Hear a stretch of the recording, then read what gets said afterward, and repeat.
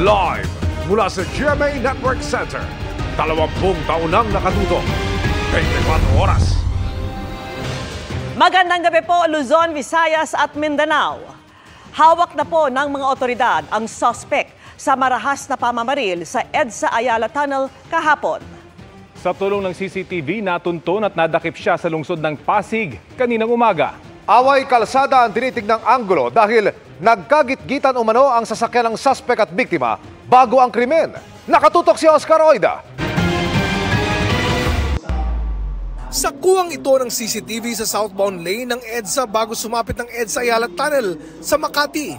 Natukoy ng mga pulis kung kailan at saan umano pinaputukan ng suspect na lula ng itim na Mercedes-Benz ang 65 anyos na driver ng puting Toyota Innova alas 2:30 kahapon. Yan po yung Innova, ito po yung Kwan. So dito pa lang binaril na niya. Tapos dire-diretso kasi moving ito, so dire-diretso pa rin. And ito dito na pumunta. So parang naghiwalay sila. So yung sa pagbaril po nito, dito po pumasok sa back ng right. Tapos tumagas po dito sa yung driver side dito. And then lumabas po dito sa leg niya. Ang naturang CCTV rin ang nagbigay daan para agad na matunton ng mga otoridad ang suspect. Hindi nakita sa Las Piñas, hinahanap po talaga. Then they found out, nandun po sa Pasig.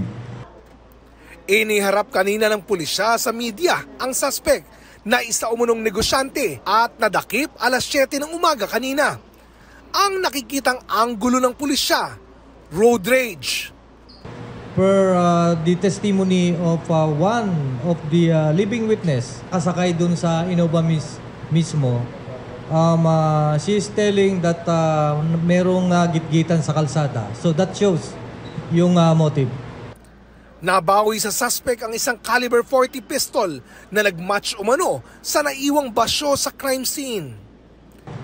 Airtight or conviction of this case is the matching of the recovered empty shell dun sa crime scene na minatch natin dun sa firearms that was seized. Nagmatch yun.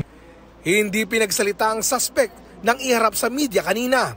Naharap siya sa reklamong murder. Tiniyak naman ni DILG Secretary Benjamin Abulos Jr. na tututukan nila ang kasong ito para makamit ng pamilya ng biktima ang hustisya.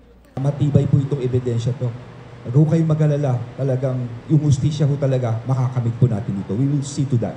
Para sa GMA Integrated News, Oscar Oida, nakatutok 24 oras. Pagdusahan ng suspect ang ginawang pagpatay. Yan ang mensahe ng mga kaanak ng biktima sa pamamaril sa EDSA Ayala Tunnel. Ayon sa asawa ng anak ng biktima, mabait na tao ang kanilang tatay na maglilimang buwan pa lamang na driver sa Metro Manila.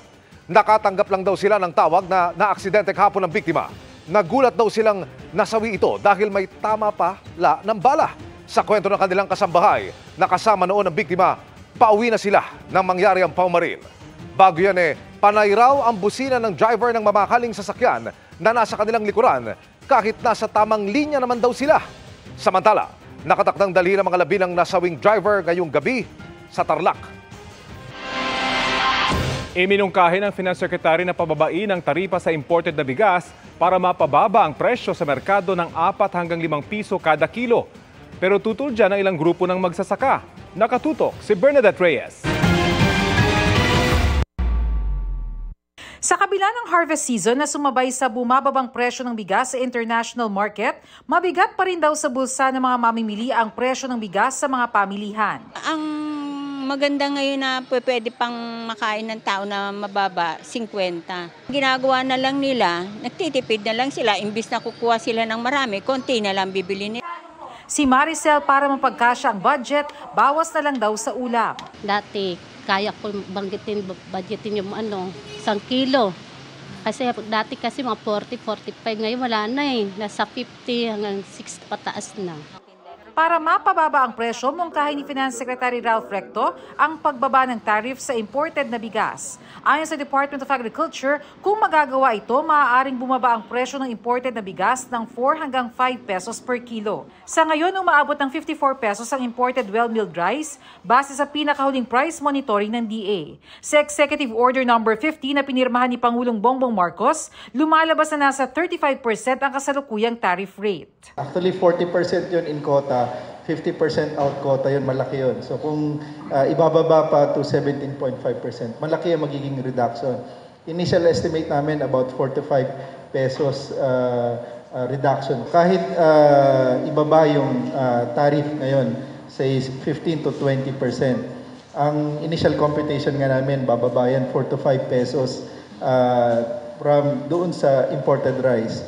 Yung presyo noong bigas versus yung palay na 30, hindi masyadong maapektuhan yung mga farmers ngayon at the current farm gate prices that we have. Sakaling maaprubahan at maipatupad ang tariff reduction sa imported na bigas, mangangahulugan ito ng mas mababang revenue o kita sa pamahalaan. Bagay na tanggap naman daw ng DOF kung mangangahulugan itong makikinabang ang mga consumer. If winaway natin yung less than 10 billion na mawawala, hindi naman yun masyado nagmamatter if mapapababa talaga natin yung prices na mga 4 to 5 pesos. So on DOF's part, we're willing to forgo that tariff loss just to make sure na inflation also is down. Pero hindi dito pabor ang ilang grupo ng magsasaka. Kahit nagmumura yung imported, mahal pa rin yung bigas eh. Kaya yung natitipid na mga importer sa taripa, binubulsa nila, hindi nila binibigay sa consumer.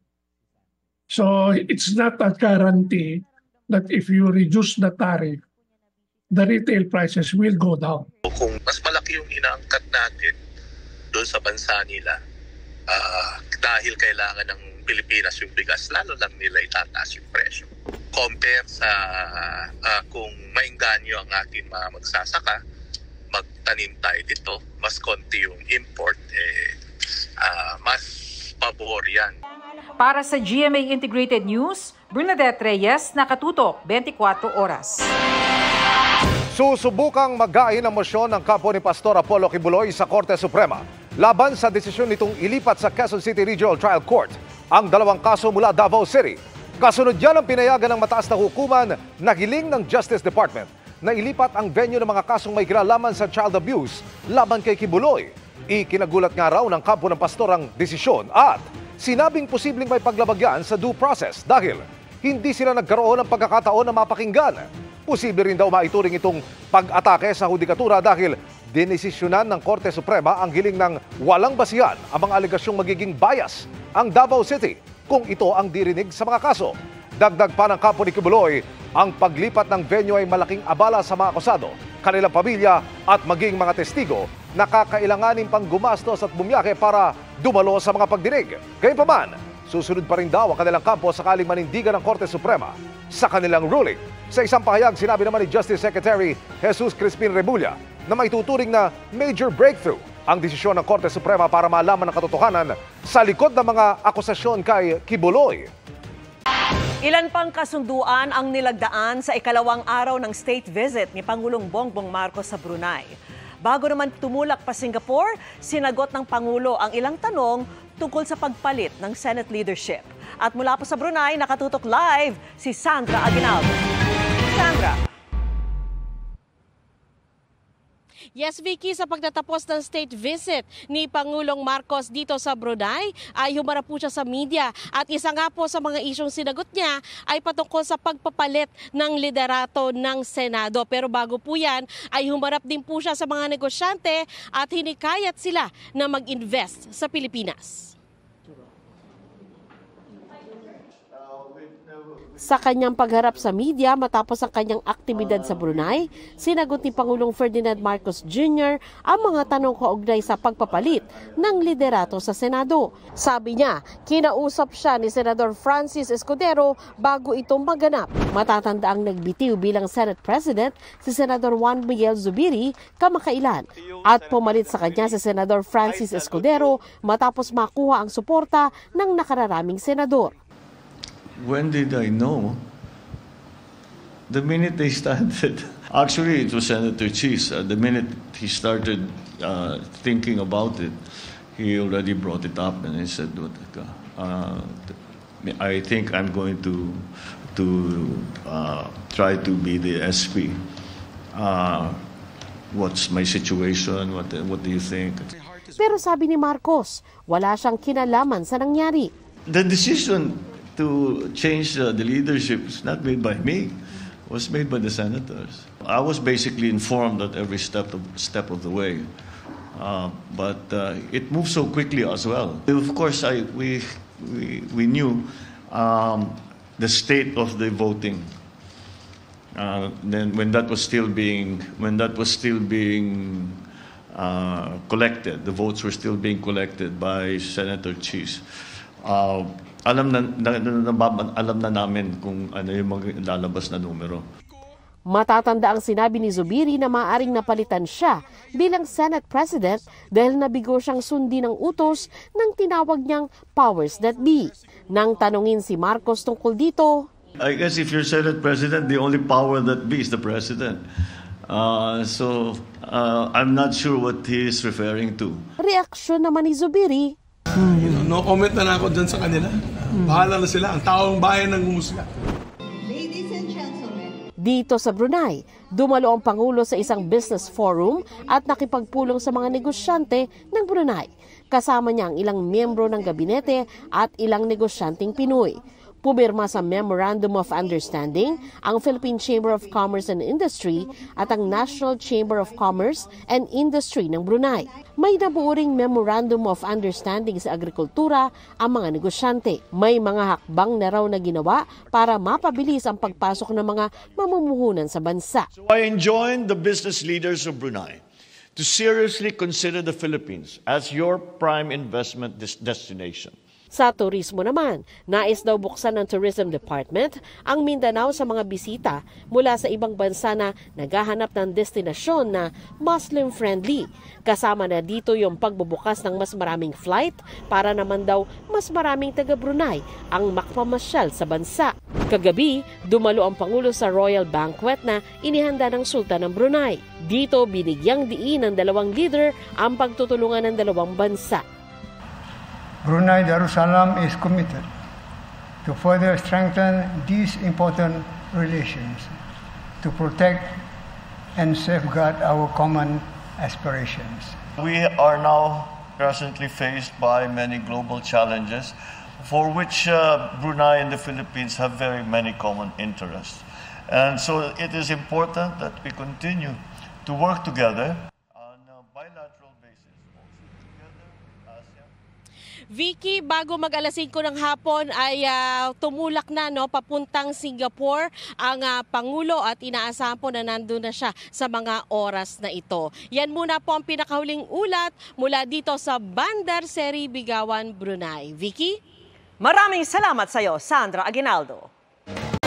Matapos ang mga aktibidad sa Brunei, diretsong Singapore si Pangulong Bongbong Marcos para dumalo sa ilang pulong kabilang ang Asia Security Summit. Nagpahayag din siya ng pagkabahala kaugnay sa banta ng China na i-detain ang anilay mga trespassers sa kanilang border sa karagatan. At live mula sa Singapore, nakatutok si Chino Gaston. Chino! Vicky, mag-aalas 5 ng hapon, dumating dito sa Singapore ang Pangulong Bongbong Marcos para sa Shangri-La Dialogues ng International Institute for Strategic Studies. Haharap ang Pangulong Bongbong Marcos sa 21st Asia Security Summit o Shangri-La Dialogue para magbigay ng keynote address. Ang Shangri-La Dialogue ay taunang Defense and Security Forum na dadaluhan ng 500 delegado mula sa 40 bansa. It's a recognition that there are challenges that are facing the Philippines specifically. And not only the Philippines, but this affects the region and it affects the world. Nang tanungin tungkol sa pagdeklara ng China ng unilateral fishing ban, sabi ng Pangulo hindi naman daw ito bago. Pero nagpahayag siya ng pagkabahala sa banta ng China na idetine ang anilay mga trespassers sa kanilang border sa karagatan. The new policy of threatening to detain our own citizens, that is different. That is an escalation of the situation. So yes, it is now very worrisome. Sabi ng Pangulo, lahat daw na paraan ay gagamitin para matigil ang agresibong aksyon ng China. Number one, to stop the aggressive actions such as water cannoning and lasers and barrier putting, etc. And secondly, allowing our fishermen to fish. Let's start with that. And if we can get to that, then we can move to the next step and to see if there is a way to resolve all these claims.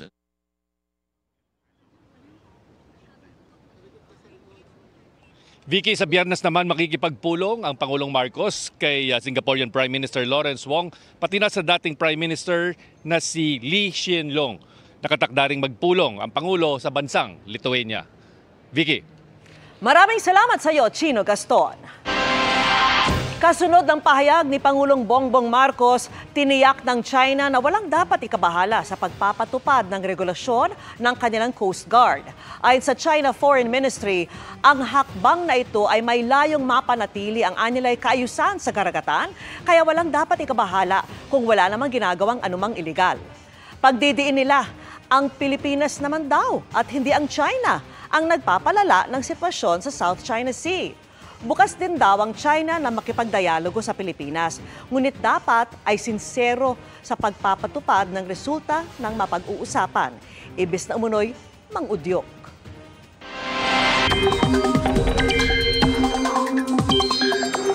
Mga kapuso, tag-ulan na po ang pagdaan ng bagyong Agon at pag-iral ng kabagat na nagpaulan nito makalipas na araw ang naging daan para ideklara na yan ng Pag-asa. Tanghali kanina nang nakalabas sa Philippine Area of Responsibility ang bagyong Agon at patuloy na ang paglayo sa bansa. Habang lumalayo yan, hinahatak o pinalalakas pa rin ito ang southwest monsoon o hanging habagat. Saan-saan kaya uulan bukas? Base sa datos ng Metro Weather, umaga pa lamang may ulan na bukas sa Ilocos Region, Zambales, Bataan, Pangasinan, Mindoro Provinces at Palawan. Bandang hapon, uulalin na rin ang iba pang bahagi ng Northern at Central Luzon. May malalakas na ulan po kaya maging alerto sa banta ng baha o landslide. Posible ring ulanin ang ilang bahagi ng Visayas at Mindanao, lalo sa Panay Island, Caraga, Davao Region, Northern Mindanao at Soc-Sargen. Dito naman sa Metro Manila, gaya kanina'y mataas din ang tsansa ng ulan bukas kaya huwag kalimutang magdala ng payong o kapote at mag-monitor ng rainfall advisories ng Pag-asa. Paglilinaw mga kapuso, kahit opisyal na ang tag-ulan, hindi po ito nangangahulugang laging tuloy-tuloy o araw-araw ang ulan. Pwede pa rin magkaroon ng monsoon breaks at pwede pa rin maranasan ng mainit na panahon sa ilang lugar pero maaring hindi kasing tindi noong tag-init. Samantala, may bagong cloud cluster o kumpol ng mga ulap na namataan sa kanlurang bahagi ng bansa sa labas ng Para. Sabi ng Pag-asa, posibleng ma-develop yan bilang low-pressure area. Kaya patuloy nating tututukan sa mga susunod na araw. Lumabas sa dokumentong hawak ni Senador Sherwin Gatchalian ang pangalan ng isang Chinese national na posibleng biological mother o mano ni Bamban-Tarlac Mayor Alice Go. Bukod pa yan sa posibleng co-warranto case ng Office of the Solicitor General laban sa alkalde. Nakatutok si Mav Gonzalez. Magpupulo ngayon ang team na binuo ng Office of the Solicitor General ukol sa posibleng co-warranto case laban kay Bamban-Tarlac Mayor Alice Go. We'll gather and finalize, consolidate all available evidence.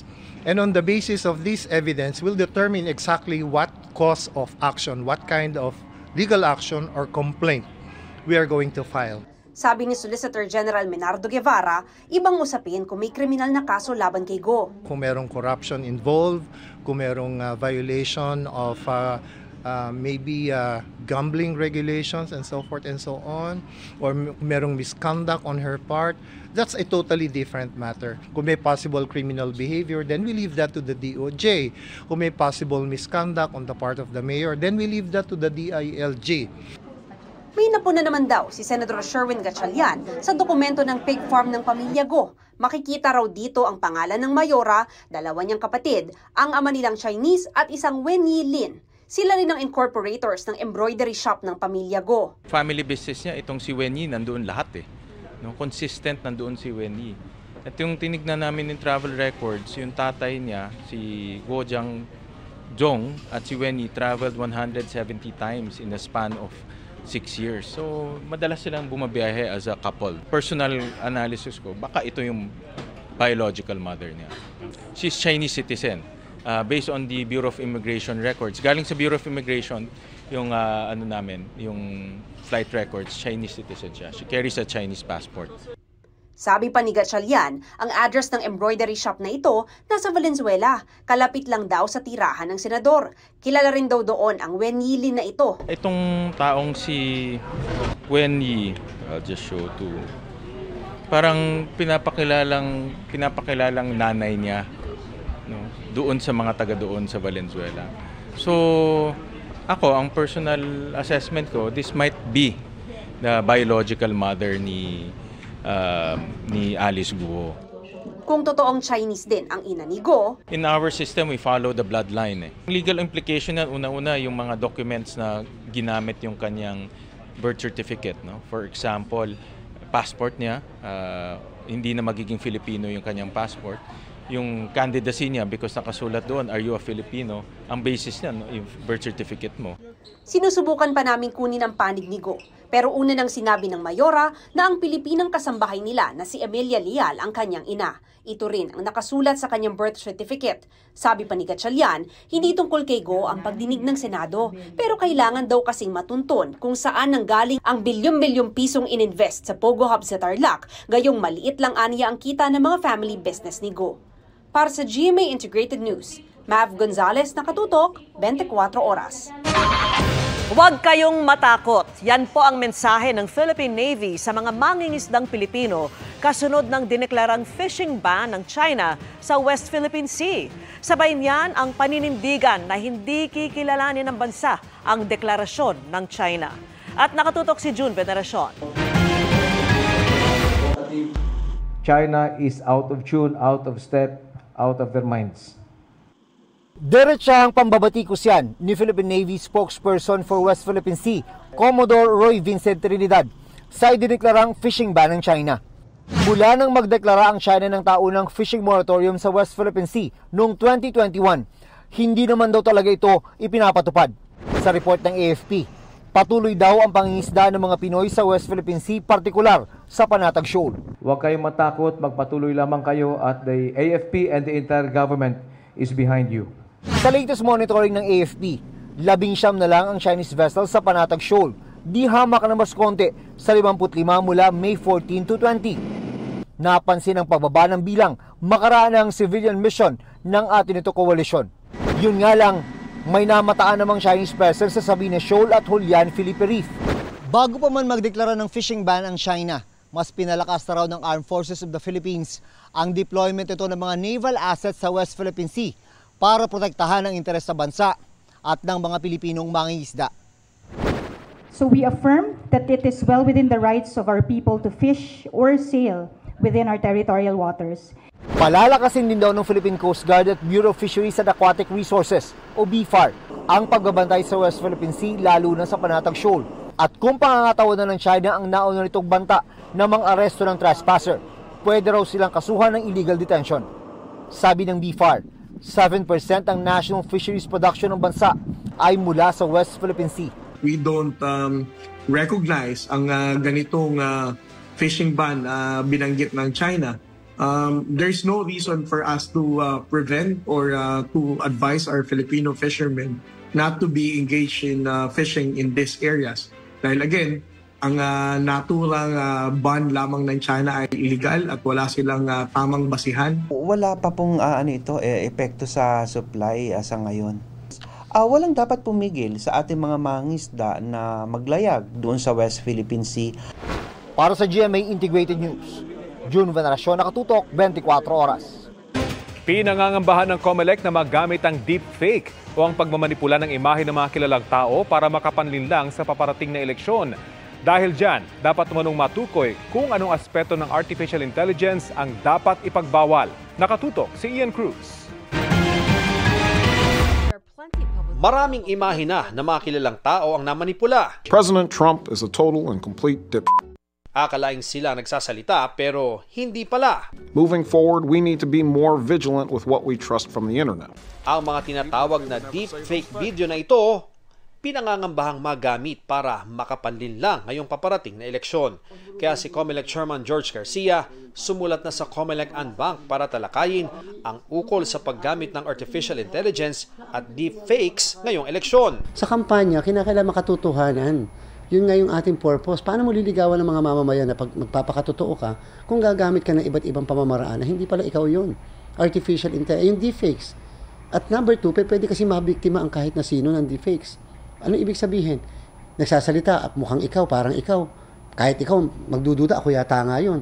Pero sa pandangan hindi pala ikaw yun. So, hindi ba napaka-dangerous nun? Ayon pa sa pinuno ng COMELEC, kailangan malaman anong aspeto ng artificial intelligence at deepfakes ang ipagbabawal, lalo't malinaw na mapanganib umano ang ilang aspeto ng mga ito. Presidente nga natin, nabiktima ng deepfake, di ba? May mga kumalat na ganyan, yung pala, hindi naman pala siya. Sa ordinaryong tao, kahit nga medyo yung mga professional na, hindi mo nga makikita kung fake na yung tao o yung nagsasalita, yung tinatawag na deepfake. So, how much more sa ordinaryong mga mamamayan? Bukod sa AI at deepfake, binabantayan din ng COMELEC ang mga sindikato o individual na nag-aalok na kayang manipulahin ang magiging resulta ng eleksyon at kayang magpanalo ng kandidato. Madami nakakarating na report sa akin, may mga tumatawag pa. Naglipa na po yung mga sindikato. Uulitin ko po, yung mga sindikato nag-aalok na kaya nila kayong panalunin, hindi kaya pong dayain ang ating pong sistema, ang ating pong makina.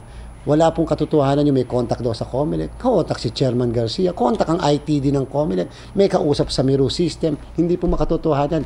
Inilabas na rin ng COMELEC ang calendar of activities para sa susunod na eleksyon. Doon po makikita nyo yung October 1 to 8 na filing, no substitution after October 8. Pwede mag-substitute mula October 1 to 8, yung po yung filing ng candidacy po natin at naandun na rin po yung kung kailan start na election period, kailan mag-start ang gun ban at iba pang mga prohibition. So again, expect po ng mga kababayan natin na hanggang bukas, hanggang mamaya po, ilalabas na po ng COMELEC. Para sa GMA Integrated News, Ian Cruz nakatutok 24 oras. Nakararanas pa rin ng kakulangan sa supply ng kuryente ang mga lugar sa Luzon at Visayas. Ang problemang yan ayon sa Energy Department, pinapalala pa ng mga plantang matagal nang naka-force outage. Nakatutok si Maki Pulido. Sinimula na ng Department of Energy mag-inspeksyon ng mga planta ng kuryenteng matagal nang di makapag-supply ng kuryente. Isa rito, noon pang 2022 naka-forced outage, aabot naman sa 2 planta noong nakaraang taon pa. Hindi naman daw para manita, pero para kumpirmahin kung ang inireport bang sira, yun nga ang dahilan. Pinapalala kasi ng mga plantang matagal nang naka-forced outage ang kakulangan sa supply ng kuryente. Hindi kami regulatory body. Sa halip, kaya kami umiikot ay para malaman namin kung paano yung progreso ng kanilang pag-repair. May mga matagal nang naka-forced outage, may mga planta ring hindi pa online matapos maapektuhan ng bagyong Aghon. Kaya sa ikalawang araw, nagka-red at yellow alert sa Luzon.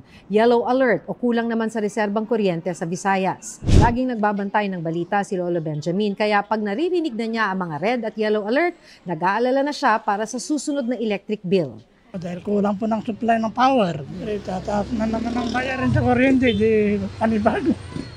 Gastusin na naman. Maging asosasyon ng mga electric cooperatives nag-aalala. Maaari kasing mataas pa rin ang singil sa kuryente ng ilang electric cooperatives nitong Hunyo dahil mataas pa rin ang bentahan ng kuryente sa spot market dulot ng mga red at yellow alert. Dahil mataas po yung cost sa market ngayon, which will be billed to the consumers this June. So, asahan po nila na mataas po talaga sa June. Kaya may information dissemination campaign daw ngayon ng ilang electric cooperatives para ipaintindi sa kanilang mga miyembro na ito ang dahilan ng pagtaas ng generation charge. Para sa GMA Integrated News, Maki Pulido nakatutok, 24 oras. Ika nga kung gusto, palaging may paraan. Patunay riyan ng estudyante sa Talisay City na isinabay sa pag-aaral ang pagtatrabaho para matustusan ang kanyang pangangailangan at makatulong sa pamilya. Nakatutok si Aileen Pedreso ng GMA Regional TV 1 Western Visayas. Maituturing na mapalad ang taong makapag-aral sa kolehiyo at makapagtapos sa gustong kurso. Dahil may ilang hindi talaga kayang maitaguyod ng kanilang mga magulang, gaya ni Junie ng Talisay City, Negros Occidental. Pero hindi yan naging hadlang kay Junie at sa halip, Naging inspirasyon niya para lalong magpursige sa pag-aaral sa Carlos Hilado Memorial State University sa kursong Bachelor of Science in Civil Engineering. 2021, nang mapinsala ng Bagyong Odette ang bahay ni Junie. Mula noon, nakita niya ang paghihirap ng magulang na muling makabangon sa kalamidad. Nagkakita ko nga ang parents ko, hindi gidya kaya i-sustain ang akon nga mga needs. But decide ko nga mag-apply, like personal, gidya nga nagkadto ko sa mga establishment para magngita obra. Naging online English teacher si Junie at nakapagtrabaho rin bilang call center agent. Bahagi raw ng kanyang sahod ay nakalaan sa pag-aaral at ang iba ay pangtulong sa pamilya. Aminado si Junie na hindi naging madali ang pagbalanse ng oras sa trabaho at pag-aaral. Damo, ganyan times nga arang mag-give up ka na. Kaya syempre, ara balang kapi-kapoy nalawas mo, tapos ang pressure, balang every time nga ma-failure kabi, ma-extend kagid another year. Pero pagkatapos ng 6 na taon, nagbunga rin ang lahat ng kanyang paghihirap nang magtapos siya sa kolehiyo. Kaya naman proud na proud sa kanya ang kanyang ina. Nakita ko ang bata ko gatutong iswilang. Pasalamat ko Ginoo na makapatapos ko siya. Maging ang kanyang kolehiyo. Makita mo gid sa kay Junie nga estudyante nga tiga persevere gid ang experience niya as a student. So makita mo gid sa iya nga ara gid nag-strive gid siya. Mula sa GMA Regional TV, One Western Visayas at GMA Integrated News, Aileen Pedraso, nakatutok 24 oras. At yan ang mga balita ngayong Miyerkules. Ako po si Vicky Morales. Ako naman si Rafi Tima para sa mas malaking misyon. Para sa mas malawak na paglilingkod sa bayan. Ako po si Emil Sumangil. Mula po sa GMA Integrated News, ang News Authority ng Pilipino, nakatutok kami 24 oras.